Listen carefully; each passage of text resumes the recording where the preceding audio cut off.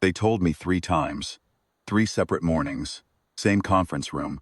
Same folding chair across from Carol Vance's desk. Same manila foot folder. She'd slide back toward me at the end, like the conversation was something she needed to return. She was always polite about it. That much I'll give her. She never raised her voice, never looked away.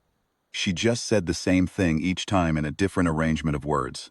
Garrett, you're a reliable part of the team, and we value your contributions, but we need someone with a different profile for the supervisor role. Someone with leadership credentials. Someone who's ready 3 times, 3 years. I'd drive home after each one and sit in the parking lot of Theo's school, waiting for the bell, and I'd tell myself the same thing I told myself after his mother passed. That I wasn't going to quit anything that mattered. That doing the work was the answer. That a man who keeps showing up is a man who hasn't been beaten. Theo would come through the doors, with his backpack half-zipped and his shoelaces loose, the way they always were, and he'd climb into the truck and say, "Did you get the job, Dad?" And I'd say, "Not yet, bud." And he'd nod like that was a reasonable answer. It was. Because we'd had the conversation before. He understood waiting. We both did. We'd been doing it since his mother got sick. My name is Garrett Odom. I'm 44 years old. I work the loading dock at Harharwell Fulfillment Solutions outside, or I did, part-time classification, for 3 years and 2 months. 40 hours a week for a company that called me part-time because it meant a different benefits column in their spreadsheet.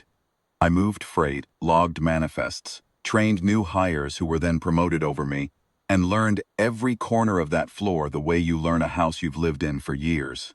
The cold spot near the East Bay door, the conveyor belt on line 4 that skipped under heavy load, the supplier codes for the Hartman contract that the senior supervisor had to look up every time and I had in my head without trying. Carol Vance wasn't a cruel woman. I want to be clear about that. She was thorough, and she was sharp, and she had run that operation for 9 years. And she had simply decided, at some point before our first conversation, what category I belonged to. Reliable. Solid. Not leadership material. Once a person decides that about you, the evidence for it is everywhere, and the evidence against it is invisible. I understood. I'd seen it before.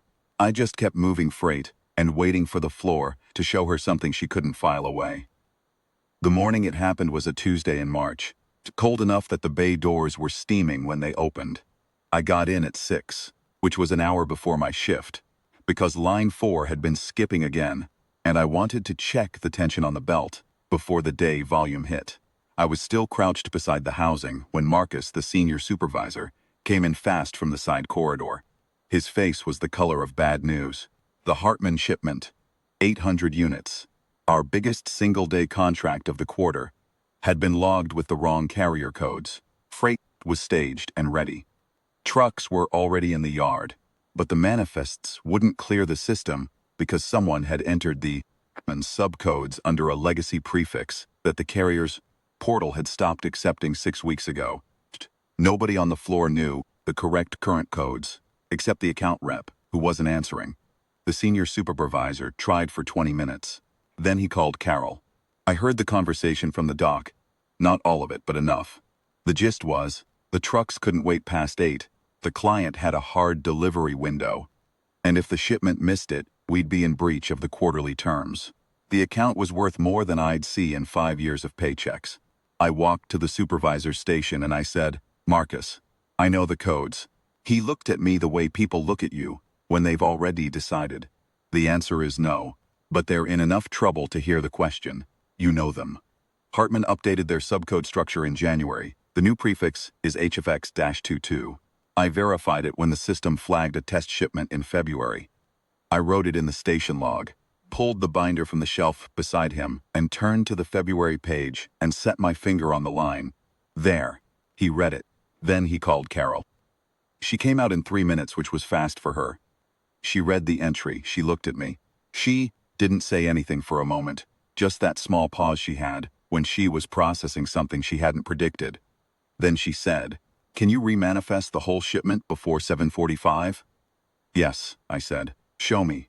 I sat down at the terminal and I worked through it. 412 line items, all carrying the wrong prefix, all needing a manual override and re-entry under the corrected code.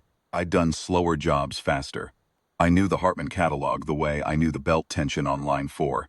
Not because anyone asked me to, but because the floor made more sense when you understood all of it. And I'd had 3 years with nothing to do but understand it. Marcus stood behind me and watched. At some point, Carol pulled a chair over and watched too. I didn't talk. Wasn't anything to say that the screen wasn't already saying. 7:38. The last entry cleared. The manifests printed. The system confirmed. The dock supervisor radioed the yard and the first truck pulled to Bay 2 at 7:41. And by 8:15 the Hartman shipment was loaded, signed, and rolling south on 71. Carol stood at the bay door and watched the last truck go. Then she came back inside, and she looked at me the way you look at something you've been holding wrong for a long time. She said, "Go home, Garrett. Come back tomorrow at 8. I said, "I'm scheduled for a full shift." "I know," she said. "Go home anyway. Come back at 8 tomorrow." I took the long way to Theo's school that afternoon. Drove out past the reservoir where his mother and I used to go on Saturday mornings before he was born, back when we thought we had all the time in the world. I didn't say anything out loud. I just drove. Theo had a spelling test that day. 12 words, and he'd gotten 11. We sat at the kitchen table after dinner and worked on the one he'd missed.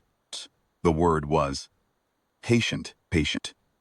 He wrote it 4 times until it looked right, and then he looked up at me and said, "Dad, did something good happen today?" Kids know. I don't know how, but they always know. "Yeah, Bud," I said. "I think something good happened today." He nodded and wrote the word a 5th time, just to be sure. The all-hands was in the main break room the next morning. 43 people, folding chairs in rows. Carol at the front with a whiteboard and the quarterly numbers. I sat in the 3rd row. I didn't know what she'd called it for. I assumed the Hartman numbers, maybe some floor restructuring she'd been planning. I had my coffee and I waited. She went through the quarter. She talked about targets and throughput, and the carrier contract renewals. Standard meeting. And then she stopped, and she set down the marker, and she said, "I want to talk about yesterday." She told the room what had happened. The wrong codes, the manifest, the window. She didn't dramatize it. She laid it out the way she laid out everything, clearly in order, without decoration. And then she said, "Person who fixed it was Garrett Odom. He had the correct information logged in February. He remanifested 412 line items in 37 minutes. We didn't lose the Hartman contract because of him." The room was quiet. Carol looked at me, not at the group. At me, she said. "I've passed Garrett over for the supervisor role 3 times. I told him he wasn't the right fit. I was wrong." She said it the same way she said everything. Level, direct, without flinching. I was looking at credentials, and I wasn't watching the floor. The floor knew things I didn't. Garrett knew things I didn't. She paused. "Shh. I'm offering him the full-time supervisor position this morning, in front of everyone, because I think he's earned the right to hear it that way." She stood up from her chair. I don't know if she planned it. I don't think she did. I think it was just what the moment asked for. The natural thing, the honest thing. And Carol Vance was nothing if not honest when the facts were in front of her. One by one other people stood, Marcus first, then the dock crew, then the office staff at the back. 43 people in a break room in Columbus, Ohio, on a Wednesday morning, standing up for a man who moved freight and logged manifests and drove home every day to his kid. I stood too, eventually, because it seemed like the right thing to do, like meeting the room where it was. I said yes to the job. I said thank you to Carol, and I meant it without any bitterness. Because the truth is, she gave me 3 years to learn everything about that floor, and I'd used every day of them. I didn't need her to have been wrong sooner. I just needed her to say it when she knew. That evening, Theo and I went to the reservoir. We sat on the tailgate of the truck and ate sandwiches and watched the light go off the water, and I told him what had happened. Not all of it, just enough. He thought about it for a while. Then he said, "So they finally saw you?" "Yeah," I said. "They finally saw me." He leaned against my shoulder, the way he did when he was tired or content or both. The water was still, the light was going, and I thought about his mother, the way I always did in quiet moments like that, and I thought she would have said something simple and true about it. The kind of thing she always said. The kind I was still learning to say myself. Some things take time. That doesn't mean they aren't coming.